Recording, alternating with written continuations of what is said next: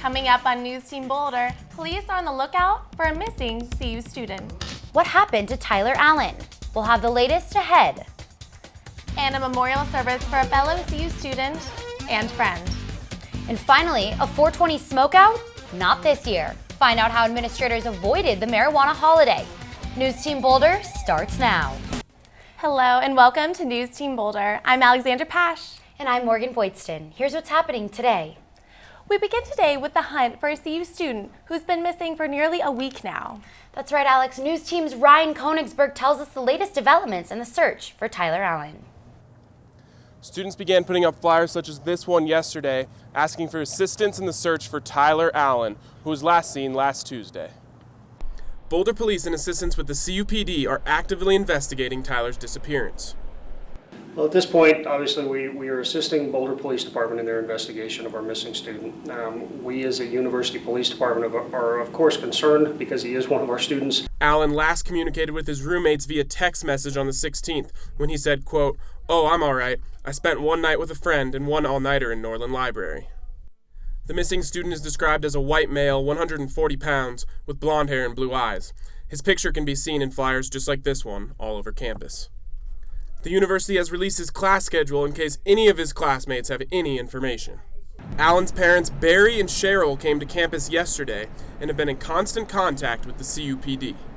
Our main role in this at this point is really the welfare of the family. We have met with the parents on several occasions. We've gotten them in touch with university resources to try and aid them and get them the things they need while this investigation goes on. Allen is described as an outspoken and vibrant kid who enjoys playing guitar and hiking. He does not own a vehicle nor a bicycle. Anyone with information on Tyler's whereabouts is asked to contact Detective Sarah Cantu at 303-441-4328. For News Team Boulder, I'm Ryan Konigsberg. Anyone with information who wishes to remain anonymous may also contact the Northern Colorado Crime Stoppers at 1-800-222-TIPS or crimeshurt.com. A man who hit and injured a Denver police officer is under arrest. 42-year-old Christopher Brooker ran over the police officer during a protest back in December, leaving the officer in critical condition. After the incident, Brooker told police he had no memory of being involved in the crash. According to investigators, Brooker lied about his medical history of seizures while applying for a driver's license on March 3rd. Boulder police are on the lookout for a drug suspect named Justin Lee Barbie, who is wanted on 2 arrest warrants.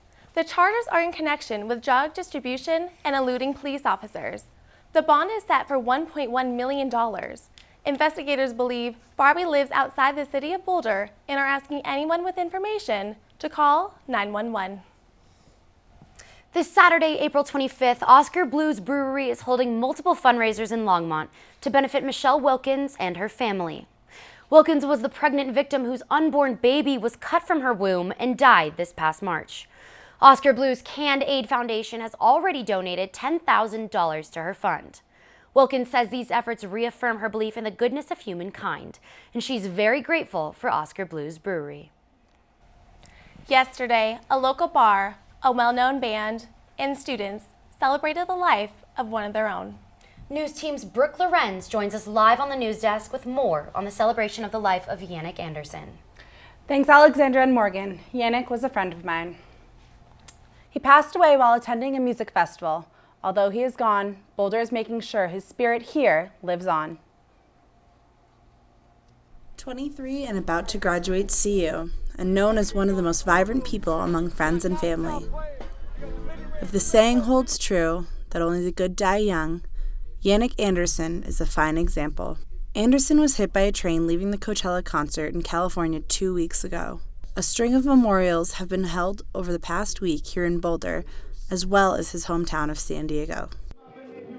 Last night, the popular band Non-Stop played at the Goose Bar in honor of Yannick, who was a friend to many of the band members. Good friends like Andrew Machowski describe him as a role model. The nicest guy I've ever met in my entire life. Day one that I met him, I looked up to him as like a big brother. Friends close to Yannick say his most endearing quality was his infectious spirit that would brighten every room he would walk into. He's always a known presence, and the minute he walked in the room, you knew that he was there. The Non-Stop concert was just like all the other memorials, and that people were encouraged to laugh, dance, and overall live like Yannick. Alex and Morgan, Yannick's family and friends are hopeful that his death will have a positive impact on the many lives of the people he have touched. Thank you so much.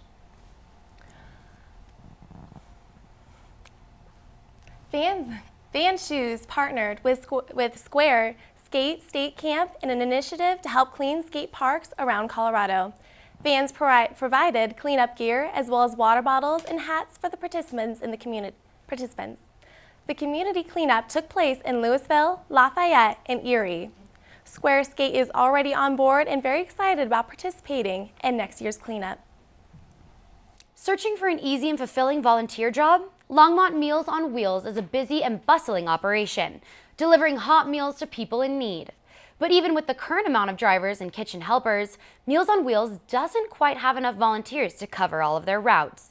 The organization and clientele are expanding, causing routes to grow and meaning more deliveries for a given driver. Volunteers say Meals on Wheels is crucial for making sure clients are fed properly. To learn more about Meals on Wheels and volunteering opportunities, visit www.longmontwheels.org/volunteer.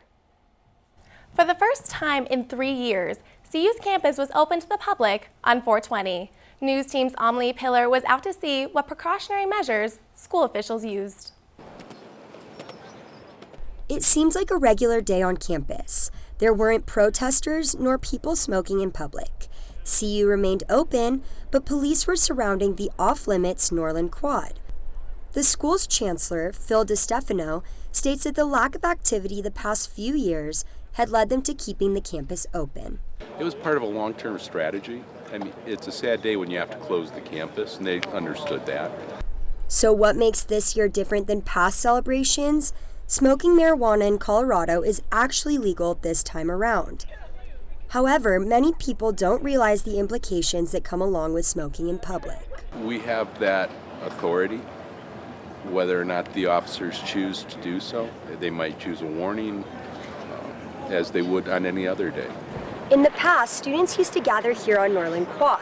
This year, things seem to be a little different. In the years previous to 2012, Norland Quad was packed with people as a protest for the legalization of marijuana. The event led to fights, injuries, and seemed to have brought danger to CU's campus. 4 years later, Norland Quad is empty, and people seem to be enjoying their recreational marijuana in their own homes. From what I heard, it was supposed to be like a cool opportunity for everybody to be back on campus, but now we have all these cops here, so it's a little let down. So although this year's festivities seem to be kept off campus, we hope that you enjoyed a safe 420. Amelie Pillar, News Team Boulder. Campus administrators say they're pleased that after 3 years of closures, the message is clear. For those not wanting to indulge in the 420 festivities, a sober alternative was available. Our Brock Anderson now joins us live in the studio to tell us about the teen-friendly event. Brock? Thank you, Morgan and Alexandra. 420 isn't just a time to kick back and buy some Cheetos and Taco Bell. Some use it to spread the word about the negative side effects of marijuana. Brain chemistry, mind-body experiments, and body awareness. These are what Natural Highs looks to educate students and adults about when it comes to drug use. On Monday, they hosted their 8th annual Sober 420 event to keep youth from the temptation of smoking marijuana. But Natural Highs provides weekly classes to area youth and adults as well that have become more and more popular. Tuesday we have like a class that's open up for all the communities here in Boulder, for all kids, and there's been more people coming, at least from within the year that I've been here. Yeah. Vonnie Dilger founded Natural Highs after working in traditional substance abuse treatment and just wants to educate people about the effects of marijuana and other substances. So we don't tell people not to do drugs. We say get education so that you understand what a substance like marijuana actually does in your brain. And we often see that once people see that, what marijuana actually does in the brain or any other drug, they say, well, that's kind of stupid. It's kind of a stupid choice. So the annual 420 event started when 2 students were on probation for smoking pot and came to Dilger about having a party to avoid their temptation to smoke. What we do is we show people what actually happens in your body, in your brain, and it usually takes us about an hour. It takes us an hour to change people's minds about drugs like marijuana or alcohol. It's easy to find a natural high in Boulder with an elevation of 5,430 feet. Natural Highs has classes for adults and youth through the spring and fall semesters. You can find contact information for classes and events at naturalhighs.us. Alexandra and Morgan, back to you at the desk. Thanks, Brock. For years, CU has been crowned as one of the nation's top party schools, but that title is no more. This is the 4th year in a row that campus officials have cracked down on the notorious 420 marijuana smokeout. This is a move that has dwindled CU's image as a raging pot-smoking university. Since the campus was opened Monday for the first time on April 20th in 3 years, CU is proud to announce that they believe the MJ celebration on our campus is done for good. When we return, a major ice cream company recalls all of its products. Find out what bacteria is causing such an uproar.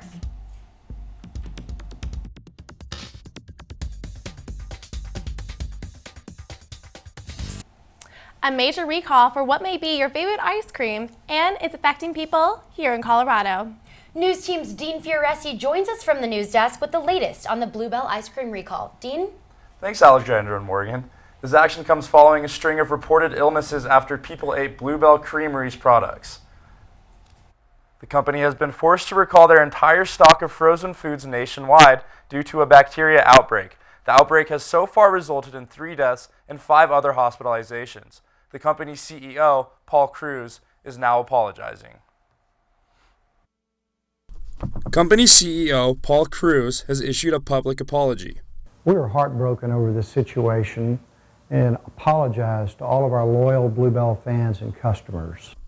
The recall comes following a series of tests that confirmed that 2 factories contained signs of listeria. Now, all of the company's factories are temporarily shuttered. The only reported cases have come from Kansas and Texas, but Bluebell's products are sold in 21 other states nationwide. This is a first for the company as they were forced to recall their entire line of ice cream, frozen yogurt, sherbet, and all other frozen products. Listeria monocytogenes can cause fatal injections in people if the bacteria is ingested. According to the Center for Disease Control and Prevention, listeria is life-threatening, especially to pregnant women, those with weak immune systems, and adults 65 and over. Common symptoms of listeriosis are fever, muscle aches, and gastrointestinal symptoms. The company has vowed to expand its cleaning and sanitation systems by increasing employee training and sending daily samples of surfaces to a microbiology lab for tests.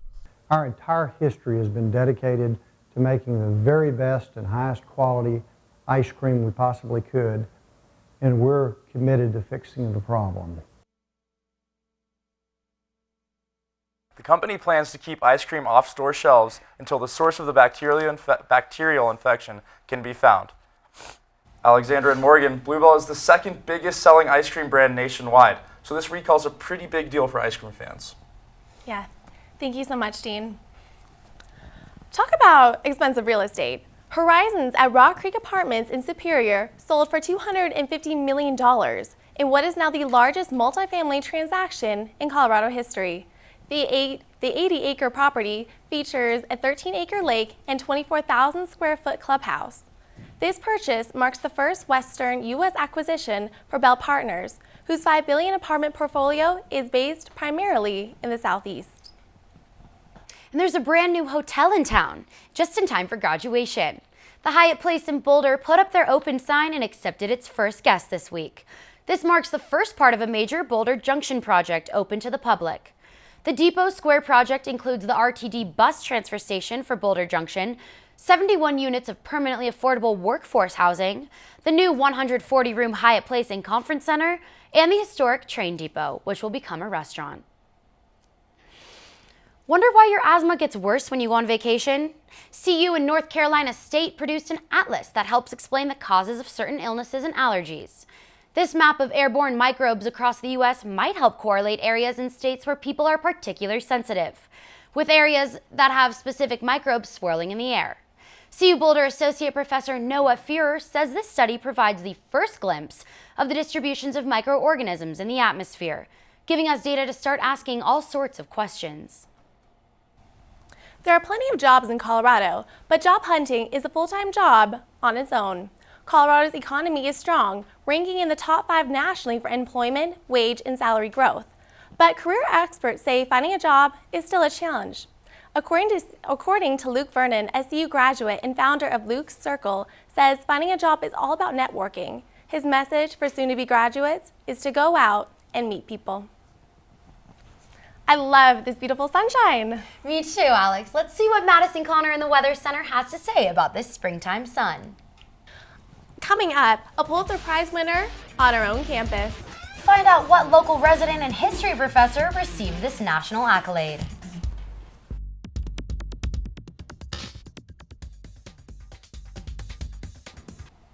One CU history professor made history, earning a Pulitzer Prize. Alec Moylan has a story on her extraordinary accomplishment.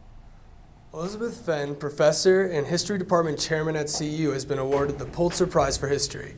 It's no surprise that it's bringing much national attention here at CU.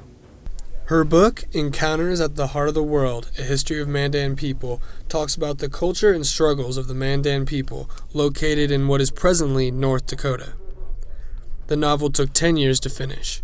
This book is really different from other books that I've written, and in many ways it's different from other history books too. CU is highly regarded for the fields of science and engineering, but Fenn believes with awards like hers, CU's history department proves to be top-notch as well. The history department is an incredible place right now. We've got fabulous scholars. I'm just one of many prize-winning historians in this department.